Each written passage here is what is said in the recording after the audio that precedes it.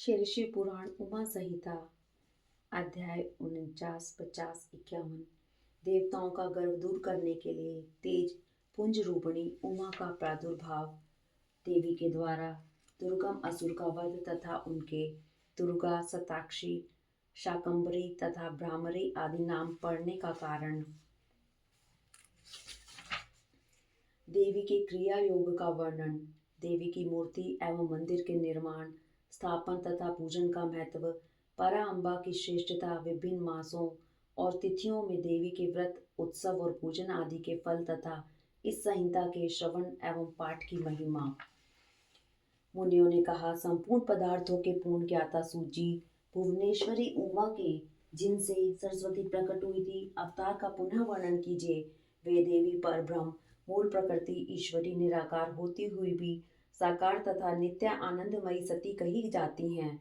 सूत जी ने कहा, तपस्वी मुनियों, आप लोग देवी के उत्तम एवं महान चरित्र को प्रेम पूर्वक सुने, जिससे जानने मात्र से मनुष्य परम गति को प्राप्त होता है। एक समय देवताओं और दानवों में परस्पर युद्ध हुआ। उसमें महामाया के प्रभाव से देवताओं की जीत हो गई। इससे देवताओं को अपनी शूरवीरता पर बड़ा गर्व हुआ। वे आत्म प्रशंसा करते हुए इस बात का प्रचार करने लगे कि हम लोग धन्य हैं, धन्यवाद के योग्य हैं। असुर हमारा क्या कर लेंगे? वे हम लोगों का अत्यंत दुस्सह प्रभाव देखकर भयभीत हो भाग चलो कहते हुए पाताल लोक में घुस गए। हमारा बल अद्भुत है, हम में आश्चर्यजनक तेज है। हमारा बल और तेज दैत्य कुल का विनाश करने में समर्थ है। अहो, देवताओं का कैसा सौभाग्य है। इस प्रकार वे जहां तहां ढींग हाँकने लगे। तदंतर उसी समय उनके समक्ष तेज का एक महान पुंज प्रकट हुआ, जो पहले कभी देखने में नहीं आया था। उसे देखकर सब देवता विस्मय से भर गए। वे रूंधे हुए गले से परस्पर पूछने लगे, यह क्या है, ये क्या है? उन्हें यह पता नहीं था कि यह श्यामा का उत्कृष्ट प्रभाव है, जो देवताओं का अभिमान चूर्ण करने वाला है। उस समय देवराज इंद्र ने देवताओं को आज्ञा दी, तुम लोग जाओ और यथार्थ रूप से परीक्षा करो कि यह कौन है। देवेंद्र के भेजने से वायुदेव उस तेज पुंज के निकट गए। तब उस तेजो राशि ने उन्हें संबोधित करके पूछा, अजी तुम कौन हो?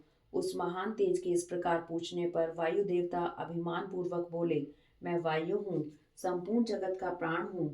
मुझे सर्वाधार परमेश्वर में ही यह स्थावर जंगम रूप सारा जगत ओतप्रोत है। मैं ही समस्त विश्व का संचालन करता हूँ। तब उस महातेज ने कहा, वायु, यदि तुम जगत के संचालन में समर्थ हो तो यह दृढ़ रखा हुआ है, इसे अपनी इच्छा के अनुसार चलाओ तो सही। तब वायु देवता ने सभी उपाय करके अपनी सारी शक्ति लगा दी, परंतु वह तिनका अपने स्थान से तिल भर भी ना हटा।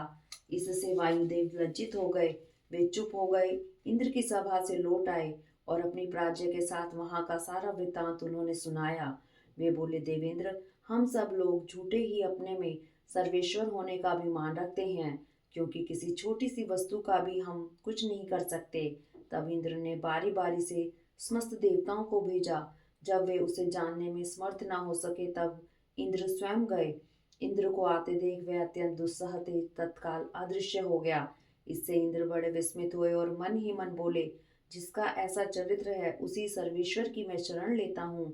सहस्त्र नेत्रधारी इंद्र बारंबार इसी भाव का चिंतन करने लगे।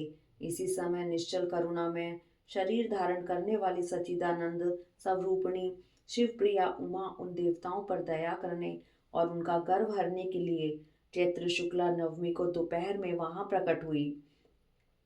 वे उस तेज पुंज के बीच में विराजमान रही, अपनी कांति से दसों दिशाओं को प्रकाशित कर रही थी और समस्त देवताओं को सुस्पष्ट रूप से यह जता रही थी कि मैं साक्षात पर ब्रह्म परमात्मा ही हूँ। वे चार हाथों में क्रमशः वर, पाश, अंकुश और अभय धारण किए थी। श्रुतियां साकार होकर उनकी सेवा करती थी। वे बड़ी रमणीय दिखती थी तथा अपने नूतन यौवन पर उन्हें गर्व था। वे लाल रंग की साड़ी पहने हुई थी, लाल फूलों की माला तथा लाल चंदन से उनका श्रृंगार किया गया था। वे कोटि कोटि कंदर्पों के समान मनोहारिणी तथा करोड़ों चंद्रमाओं के समान चटकीली चांदनी से सुशोभित थी। सबकी अंतर्यामिनी, समस्त भूतों की साक्षिणी तथा पर ब्रह्म स्वरूपिणी उन महामाया ने इस प्रकार कहा। उमा बोली, मैं ही पर ब्रह्म, परम ज्योति, प्रणव स्वरूपिणी तथा युगल रूप धारिणी हूँ। मैं ही सब कुछ हूँ, मुझसे भिन्न कोई पदार्थ नहीं है। मैं निराकार होकर भी साकार हूँ, सर्व तत्व स्वरूपिणी हूँ। मेरे गुण अतर्क्य हैं। मैं नित्य स्वरूपा तथा कार्य कारण रूपिणी हूँ। मैं ही कभी प्राण वल्लभा का आकार धारण करती हूँ और कभी प्राण वल्लभ पुरुष का, कभी स्त्री और पुरुष दोनों रूपों में एक साथ प्रकट होती हूँ। यही मेरा अर्धनारीश्वर रूप है। मैं सर्वरूपिणी ईश्वरी हूँ। मैं ही सृष्टिकर्ता ब्रह्मा हूँ। मैं ही जगत पालक विष्णु हूँ तथा मैं ही संहार करता रुद्र हूँ। संपूर्ण विश्व को मोह में डालने वाली माया मैं ही हूँ। काली, लक्ष्मी और सरस्वती आदि संपूर्ण शक्तियाँ तथा ये सकल कलाएं मेरे अंश से ही प्रकट हुई हैं। मेरे ही प्रभाव से तुम लोगों ने संपूर्ण दैत्यों पर विजय पाई है। मुझ सर्व विजयिनी को न जानकर तुम लोग व्यर्थ ही अपने को सर्वेश्वर मान रहे हो। जैसे इंद्रजाल करने वाला सूत्रधार कठपुतली को नचाता है, उसी प्रकार मैं ईश्वरी ही समस्त प्राणियों को नचाती हूँ। मेरे भय से हवा चलती है, मेरे भय से ही अग्निदेव सबको जलाते हैं तथा मेरा भय मानकर ही लोकपालगण निरंतर अपने अपने कर्मों में लगे रहते हैं। मैं सर्वदा स्वतंत्र हूँ और अपनी लीला से ही कभी देव समुदाय को विजयी बनाती हूँ तथा कभी दैत्यों को। माया से परे जिस अविनाशी परात्पर धाम का श्रुतियाँ वर्णन करती हैं, वह मेरा ही रूप है। सगुण और निर्गुण ये मेरे दो प्रकार के रूप माने गए हैं। इनमें से प्रथम तो माया युक्त है और दूसरा माया रहित। देवताओं, ऐसा जानकर गर्व छोड़ो और मुझ सनातनी प्रकृति की प्रेम पूर्वक आराधना करो। देवी का यह करुणा युक्त वचन सुन देवता भक्ति भाव से मस्तक झुकाकर उन परमेश्वरी की स्तुति करने लगे। जगदीश्वरी क्षमा करो, परमेश्वरी प्रसन्न हो। मातः ऐसी कृपा करो जिससे कभी हमें गर्व ना हो। तब से सब देवता गर्व छोड़कर एकाग्रचित हो पूर्ववत विधि पूर्वक उमा देवी की आराधना करने लगे। ब्राह्मणों, इस प्रकार मैंने तुमसे उमा के प्रादुर्भाव का वर्णन किया, जिसके श्रवण मात्र से परम पद की प्राप्ति होती है। मुनियों ने कहा, महाप्राग सूत जी, हम सब लोग प्रतिदिन दुर्गा जी का चरित्र सुनना चाहते हैं, अतः आप और किसी अद्भुत लीला तत्व का हमारे समक्ष वर्णन कीजिए। सर्वज्ञ शिरोमणि सूत, आपके मुखारविंद से नाना प्रकार की सुधा सदृश मधुर कथाएं सुनते सुनते हमारा मन कभी तृप्त नहीं होता। सूत जी बोले, मुनियों, दुर्गम नाम से विख्यात एक असुर था, जो रुरु का महाबलवान पुत्र था।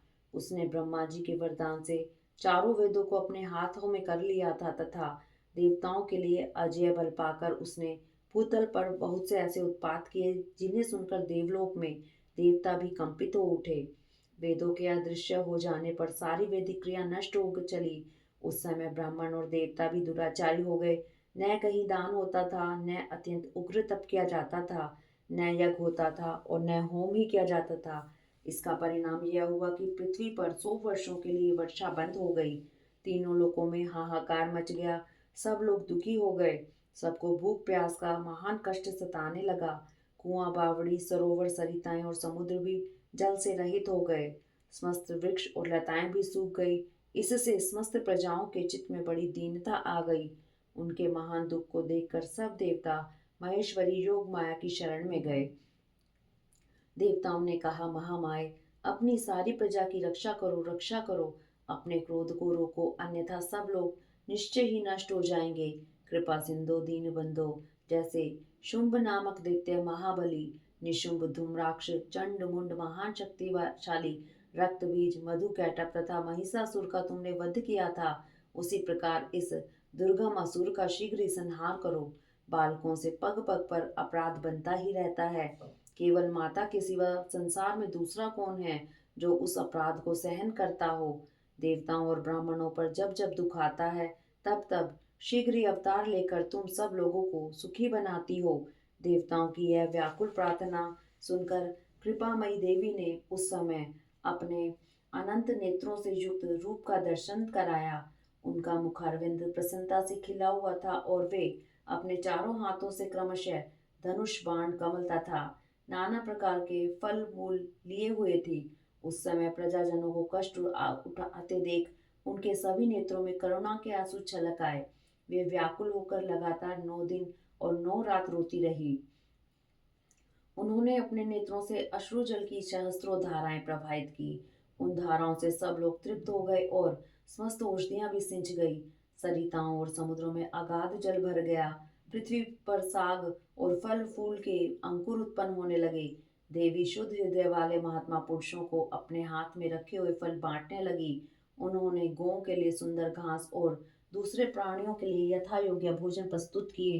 देवता ब्राह्मण और मनुष्य सहित संपूर्ण प्राणी संतुष्ट हो गए।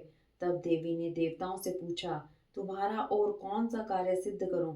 उस समय सब देवता एकत्रित होकर बोले, देवी आपने सब लोगों को संतुष्ट कर दिया।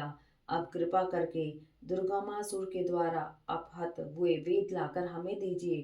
तब देवी ने तथास्तु कहकर कहा, देवताओं अपने घर को जाओ, मैं शीघ्र ही संपूर्ण वेद लाकर तुम्हें अर्पित करूंगी।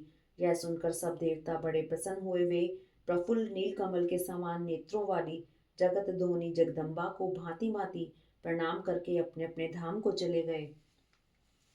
फिर तो स्वर्ग, अंतरिक्ष और पृथ्वी पर बड़ा भारी कोलाहल मच गया। उसे सुनकर उस भयानक दैत्य ने चारों ओर से देवपुरी को घेर लिया। तब शिवा देवताओं की रक्षा के लिए चारों ओर से तेजोमय मंडल का निर्माण करके स्वयं उस घेरे से बाहर आ गई।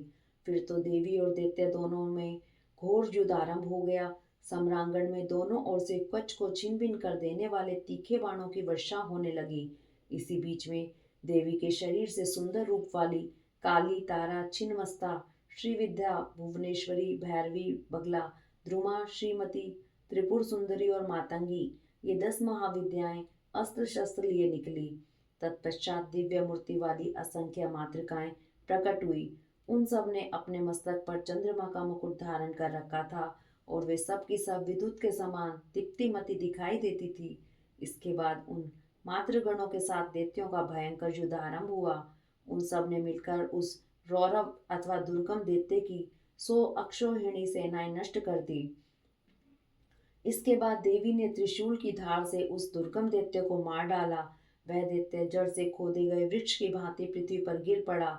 इस प्रकार ईश्वरी ने उस समय दुर्गमासुर नामक दैत्य को मारकर चारों वेद वापस ले देवताओं को दे दिए। तब देवता बोले, अंबिके आपने हम लोगों के लिए असंख्य नेत्रों से युक्त रूप धारण कर लिया था, इसलिए मुनिजन आपको शताक्षी कहेंगे। अपने शरीर से उत्पन्न हुए शाकों द्वारा आपने समस्त लोगों का भरण पोषण किया है, इसलिए शाकंभरी के नाम से आपकी ख्याति होगी। शिवे आपने दुर्गम नामक महादैत्य का वध किया है, इसलिए लोग आप कल्याणमयी भगवती को दुर्गा कहेंगे। योग निद्रे आपको नमस्कार है। महाबले आपको नमस्कार है। ज्ञानदायिनी आपको नमस्कार है। आप जगत माता को बारंबार नमस्कार है। तत्वमसि आदि महावाक्यों द्वारा जिन परमेश्वरी का ज्ञान होता है, उन अनंत कोटि ब्रह्मांडों का संचालन करने वाली भगवती दुर्गा को बारंबार नमस्कार है। माते आप तक मन, वाणी और शरीर की पहुंच होनी कठिन है। सूर्य, चंद्रमा और अग्नि ये तीनों आपके नेत्र हैं। हम आपके प्रभाव को नहीं जानते, इसलिए आपकी स्तुति करने में असमर्थ हैं। सुरेश्वरी माता शताक्षी को छोड़कर दूसरा कौन है जो हम जैसे अमरों पर दृष्टिपात करके ऐसी दया करे। देवी आपको सदा ऐसा ही यत्न करना चाहिए जिससे तीनों लोक निरंतर विघ्न बाधाओं से तिरस्कृत ना हो। आप हमारे शत्रुओं का नाश करती रहें। देवी ने कहा, देवताओं जैसे बछड़ों को देखकर गौएं व्यग्र हो उतावली के साथ उनकी ओर दौड़ती हैं, उसी तरह मैं तुम सबको देखकर व्याकुल हो दौड़ी आती हूँ। तुम्हें न देखने से मेरा एक क्षण भी युग के समान बीतता है। मैं तुम्हें अपने बच्चों के समान समझती हूँ और तुम्हारे लिए अपने प्राण भी दे सकती हूँ। तुम लोग मेरे प्रति भक्ति भाव से सुशोभित हो, अतः तुम्हें कोई भी चिंता नहीं करनी चाहिए। मैं तुम्हारी सारी आपत्तियों का निवारण करने के लिए सदैव उद्यत हूँ। जैसे पूर्व काल में तुम्हारी रक्षा के लिए मैंने दैत्यों को मारा है, उसी प्रकार आगे भी असुरों का संहार करूंगी। इसमें तुम्हें संशय नहीं करना चाहिए। यह मैं सत्य सत्य कहती हूँ। भविष्य में जब पुनः शुंभ और निशुंभ नाम के दूसरे दैत्य होंगे, उस समय मैं यशोमयी देवी नंद पत्नी यशोदा के गर्भ से योनिज रूप धारण करके गोकुल में उत्पन्न होंगी और यथा समय उन असुरों का वध करूंगी। नंद की पुत्री होने के कारण उस समय मुझे लोग नंदजा कहेंगे। जब मैं भ्रमर का रूप धारण करके अरुण नामक असुर का वध करूंगी, तब संसार के मनुष्य मुझे भ्रामरी कहेंगे। फिर मैं भीम रूप धारण करके राक्षसों को खाने लगूंगी। उस समय मेरा नाम भीमा देवी प्रसिद्ध होगा। जब जब पृथ्वी पर असुरों की ओर से बाधा उत्पन्न होगी, तब तब मैं अवतार लेकर प्रजाजनों का कल्याण करूंगी, इसमें संशय नहीं है। जो देवी शताक्षी कही गई हैं वे ही शाकंभरी मानी गई हैं तथा उन्हीं को दुर्गा कहा गया है। तीनों नामों द्वारा एक ही व्यक्ति का प्रतिपादन होता है। इस पृथ्वी पर महेश्वरी शताक्षी के समान दूसरा कोई दयालु देवता नहीं है, क्योंकि वे देवी समस्त प्रजाओं को संतप्त देख 9 दिनों तक रोती रह गई थी। व्यास जी बोले, महामते, ब्रह्मपुत्र सर्वज्ञ सनत कुमार, मैं उमा के परम अद्भुत क्रिया योग का वर्णन सुनना चाहता हूँ। उस क्रिया योग का लक्षण क्या है, उसका अनुष्ठान करने पर किस फल की प्राप्ति होती है, तथा जो परा अम्बा उमा को अधिक प्रिय है वह क्रिया योग क्या है, ये सब बातें मुझे बताइए। सनत कुमार जी ने कहा, महाबुद्धिमान देवपायन, तुम जिस रहस्य की बात पूछ रहे हो वह सब मैं बताता हूँ, ध्यान देकर सुनो। ज्ञान योग, क्रिया योग, भक्ति योग, ये श्री माता की उपासना के 3 मार्ग कहे गए हैं जो भोग और मोक्ष देने वाले हैं। चित्त का जो आत्मा के साथ संयोग होता है उसका नाम ज्ञान योग है। उसका बाह्य वस्तुओं के साथ जो संयोग होता है उसे क्रिया योग कहते हैं। देवी के साथ आत्मा की एकता की भावना को भक्ति योग माना गया है। तीनों योगों में जो क्रिया योग है उसका प्रतिपादन किया जाता है। कर्म से भक्ति उत्पन्न होती है, भक्ति से ज्ञान होता है और ज्ञान से मुक्ति होती है, ऐसा शास्त्रों में निश्चय किया गया है। मुनिश्रेष्ठ, मोक्ष का प्रधान कारण योग है, परंतु योग के ध्येय का उत्तम साधन क्रिया योग है। प्रकृति को माया जाने और सनातन ब्रह्म को मायावी अथवा माया का स्वामी समझे, उन दोनों के स्वरूप को एक दूसरे से अभिन्न जानकर मनुष्य संसार बंधन से मुक्त हो जाता है।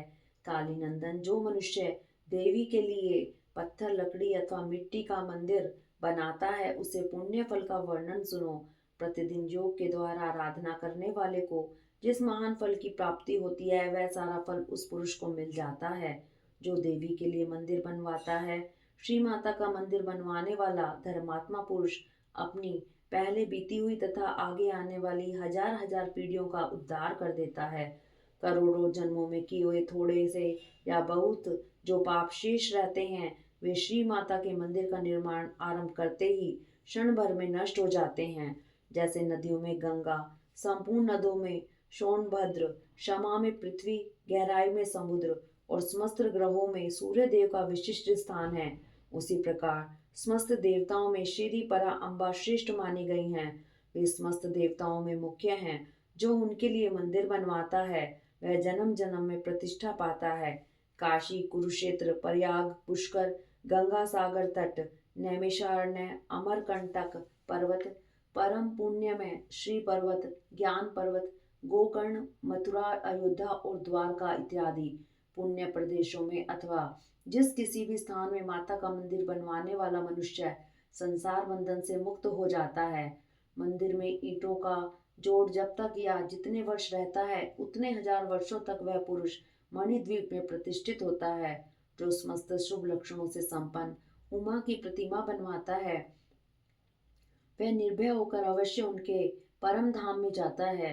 शुभ ऋतु, शुभ ग्रह और शुभ नक्षत्र में देवी की मूर्ति की स्थापना करके योग माया के प्रसाद से मनुष्य कृतकृत्य हो जाता है। कल्प के आरंभ से लेकर अंत तक कुल में जितनी पीढ़ियां बीत गई हैं और जितनी आने वाली हैं उन सबको मनुष्य सुंदर देवी भूमि की स्थापना करके तार देता है। जो केवल जगत धोनी परा अम्बा की शरण लेते हैं उन्हें मनुष्य नहीं मानना चाहिए। वे साक्षात देवी के गण हैं जो चलते फिरते, सोते जागते अथवा खड़े होते समय उमा इन 2 अक्षर के नाम का उच्चारण करते हैं। वे शिवा के ही गण हैं जो नित्य नैमित्तिक कर्म में पुष्प, धूप और दीपों द्वारा देवी परा शिवा का पूजन करते हैं। वे शिवा के धाम में जाते हैं। जो प्रतिदिन गोबर या मिट्टी से देवी के मंदिर को लीपते हैं अथवा उनमें झाड़ू देते हैं वे भी उमा के धाम में जाते हैं। जिन्होंने देवी के परम उत्तम एवं रमणीय मंदिर का निर्माण कराया है उनके कुल के लोगों को माता सदा आशीर्वाद देती है। वे कहती हैं, ये लोग मेरे हैं, अतः मुझ में प्रेम के भागी बने रहकर 100 वर्षों तक जिएं और इन पर कभी कोई आपत्ति न आए। इस प्रकार श्री माता रात दिन आशीर्वाद देती हैं। जिसने महादेवी उमा की शुभ मूर्ति का निर्माण कराया है, उनके कुल के 10,000 पीढ़ियों तक के लोग मणिद्वीप में सम्मान पूर्वक रहते हैं। महामाया की मूर्ति को स्थापित करके उसकी भली भांति पूजा करने के पश्चात साधक जिस जिस मनोरथ के लिए प्रार्थना करता है, उसको अवश्य प्राप्त कर लेता है। जो श्री माता की स्थापित की हुई उत्तम मूर्ति को मधु मिश्रित घी से नहलाता है, उसके पुण्य फल की गणना कौन कर सकता है। चंदन, अगुरु, कपूर, जटामासी तथा नागर मोथा आदि से युक्त जल तथा एक रंग की गौ के दूध से परमेश्वरी को नहलाए। तत्पश्चात अष्टादंश अंग धूप के द्वारा अग्नि में उत्तम आहुति दे तथा घृत और कपूर सहित बत्तियों द्वारा देवी की आरती उतारे। कृष्ण पक्ष की अष्टमी, नवमी, अमावस्या में अथवा शुक्ल पक्ष की पंचमी और दशमी तिथियों में गंध पुष्प आदि उपचारों द्वारा जगदम्बिका की विशेष पूजा करनी चाहिए। रात्रि सूक्त, श्री सूक्त तथा देवी सूक्त को पढ़ते या मूल मंत्र का जप करते हुए देवी की आराधना करनी चाहिए। विष्णुकांता और तुलसी को छोड़कर शेष सभी पुष्प देवी के लिए प्रीतिकारक जानने चाहिए। कमल का पुष्प उनके लिए विशेष प्रीतिकारक होता है। जो देवी को सोने चांदी के फूल चढ़ाता है, वह करोड़ों सिद्धों से युक्त उनके परम धाम में जाता है। देवी के उपासकों को पूजन के अंत में सदा अपने अपराधों के लिए क्षमा प्रार्थना करनी चाहिए। जगत को आनंद प्रदान करने वाली परमेश्वरी प्रसन्न हो इत्यादि वाक्यों द्वारा स्तुति एवं मंत्र पाठ करता हुआ देवी के भजन में लगा रहने वाला उपासक उनका इस प्रकार ध्यान करे। देवी सिंह पर सवार हैं, उनके हाथों में अभय एवं वरद की मुद्राएं हैं। वे भक्तों को अभिष्ट फल प्रदान करने वाली हैं। इस प्रकार महेश्वरी का ध्यान करके उन्हें नैवेद्य के रूप में नाना प्रकार के पके हुए फल अर्पित करे। जो परमात्मा शंभु शक्ति का नैवेद्य भक्षण करता है, वह मनुष्य अपने सारे पाप पंक को धोकर निर्मल हो जाता है। जो चैत्र शुक्ला तृतीया को भवानी की प्रसन्नता के लिए व्रत करता है, वह जन्म मरण के बंधन से मुक्त हो परम पद को प्राप्त होता है। विद्वान पुरुष इसी तृतीया को दोलो उत्सव करें, उसमें शंकर सहित जगदम्बा उमा की पूजा करें। फूल, कुमकुम, वस्त्र, कपूर, अगुर, चंदन, धूप, दीप, नैवेद्य, पुष्पहार तथा अन्य गंध द्रव्यों द्वारा शिव सहित सर्व कल्याणकारिणी महामाया महेश्वरी श्री गौरी देवी का पूजन करें। उन्हें झूले में झुलाए। जो प्रतिवर्ष नियम पूर्वक उक्त तिथियों को देवी का व्रत और दोलोत्सव करता है, उसे शिवा देवी संपूर्ण अभिष्ट पदार्थ देती है। वैशाख मास के शुक्ल पक्ष में जो अक्षय तृतीया तिथि आती है, उसमें आलस्य रहित हो जो जगदम्बा का व्रत करता है तथा बेला, मालती, चंपा, गुड़हल, दोपहरिया और कमल के फूलों से शंकर सहित गौरी देवी की पूजा करता है, वह करोड़ों जन्मों में किए हुए मानसिक, वाचिक और शारीरिक पापों का नाश करके धर्म, अर्थ, काम और मोक्ष इन चारों पुरुषार्थों को अक्षय रूप में प्राप्त करता है। ज्येष्ठ शुक्ला तृतीया को व्रत करके जो अत्यंत प्रसन्नता के साथ महेश्वरी का पूजन करता है, उसके लिए कुछ भी असाध्य नहीं होता। आषाढ़ के शुक्ल पक्ष की तृतीया को अपने वैभव के अनुसार रथ उत्सव करके, यह उत्सव देवी को अत्यंत प्रिय है। पृथ्वी को रथ समझें, चंद्रमा और सूर्य को उसके पहिए जाने, वेदों को घोड़े और ब्रह्मा जी को सारथी माने। इस भावना से मणिजड़ित रथ की कल्पना करके उसे पुष्प मालाओं से सुशोभित करें, फिर उसके भीतर शिवा देवी को विराजमान करें। तत्पश्चात बुद्धिमान पुरुष यह भावना करे कि परा अम्बा उमा देवी संपूर्ण जगत की रक्षा के लिए उनकी देखभाल करने के निमित्त रथ के भीतर बैठी हैं। जब रथ धीरे धीरे चले, तब जय जयकार करते हुए प्रार्थना करे, देवी दीन वत्सले, हम आपकी शरण में आए हैं, आप हमारी रक्षा कीजिए। पाही देवी जन असमान प्रपन्नान दीन वत्सले। इन वाक्यों द्वारा देवी को संतुष्ट करें और यात्रा के समय नाना प्रकार के बाजे बजाएं। ग्राम या नगर की सीमा के अंत तक रथ को ले जाकर वहां उस रथ पर देवी की पूजा करें और नाना प्रकार के स्त्रोतों से उनकी स्तुति करके फिर उन्हें वहां से अपने घर ले आएं। तदंतर सैकड़ों बार प्रणाम करके जगदम्बा से प्रार्थना करें। जो विद्वान इस प्रकार देवी का पूजन व्रत तथा रथ उत्सव करता है, वह इस लोक में संपूर्ण भोगों का उपभोग करके अंत में देवी के धाम को जाता है। श्रावण और भाद्रपद मास की शुक्ला तृतीया को जो विधि पूर्वक अम्बा का व्रत और पूजन करता है, वह इस लोक में पुत्र पौत्र एवं धन आदि से संपन्न होकर सुख भोगता है तथा अंत में सब लोकों से ऊपर विराजमान उमालोक में जाता है। आश्विन मास के शुक्ल पक्ष में नवरात्र व्रत करना चाहिए। उसके करने पर संपूर्ण कामनाएं सिद्ध हो जाती हैं, इसमें संशय नहीं है। इस नवरात्र व्रत के प्रभाव का वर्णन करने में चतुरानन ब्रह्मा, पंचानन महादेव तथा षडानन कार्तिकेय भी समर्थ नहीं है। फिर दूसरा कौन समर्थ हो सकता है? मुनिश्रेष्ठ, नवरात्र व्रत का अनुष्ठान करके विरत के पुत्र राजा सूरथ ने अपने खोए हुए राज्य को प्राप्त कर लिया। अयोध्या के बुद्धिमान नरेश, ध्रुव संधि कुमार सुदर्शन ने इस नवरात्र के प्रभाव से ही राज्य प्राप्त किया जो पहले उनके हाथ से छिन गया था। इस व्रत राज का अनुष्ठान और महेश्वरी की आराधना करके समाधि वेश्य संसार बंधन से मुक्त हो मोक्ष के भागी हुए थे। जो मनुष्य अश्विन मास के शुक्ल पक्ष में विधि पूर्वक व्रत करके तृतीया, पंचमी, सप्तमी, अष्टमी, नवमी एवं चतुर्दशी तिथियों को देवी का पूजन करता है, वह देवी शिवा निरंतर उसके संपूर्ण अभिष्ट मनोरथ की पूर्ति करती हैं। जो कार्तिक, मार्गशीर्ष, पौष, माघ और फागुन मास के शुक्ल पक्ष में तृतीया को व्रत करता है तथा लाल कनेर आदि के फूलों एवं सुगंधित धूपों से मंगलमयी देवी की पूजा करता है, वह संपूर्ण मंगल को प्राप्त कर लेता है। स्त्रियों को अपने सौभाग्य की प्राप्ति एवं रक्षा के लिए सदा इस महान व्रत का आचरण करना चाहिए तथा पुरुषों को भी विद्या, धन एवं पुत्र की प्राप्ति के लिए इसका अनुष्ठान करना चाहिए। इनके सिवा अन्य भी जो देवी को प्रिय लगने वाले उमा महेश्वर आदि के व्रत हैं, मुमुक्षु पुरुषों को उनका भक्ति भाव से आचरण करना चाहिए। यह उमा संहिता परम पुण्यमयी तथा विशिव भक्ति को बढ़ाने वाली है। इसमें नाना प्रकार के उपाख्यान है। यह कल्याणमयी संहिता भोग और मोक्ष प्रदान करने वाली है। जो इसे भक्तिभाव से सुनता या एकाग्रचित होकर सुनाता अथवा पढ़ता या पढ़ाता है, वह परम गति को प्राप्त होता है। जिसके घर में सुंदर अक्षरों में लिखी गई है संहिता विधिवत पूजित होती है, वह संपूर्ण अभिष्टों को प्राप्त कर लेता है। उसे भूत प्रेत और पिशाच आदि दुष्टों से कभी भय नहीं होता। वह पुत्र पौत्र आदि संपत्ति को अवश्य पाता है, इसमें संशय नहीं है। अतः शिवा की भक्ति चाहने वाले पुरुषों को सदा इस परम पुण्यमयी रमणीय उमा संहिता का श्रवण एवं पाठ करना चाहिए। इति श्री अध्याय 51 उमा संहिता संपूर्ण। हरिओम तत्सत। हरिओम तत्सत।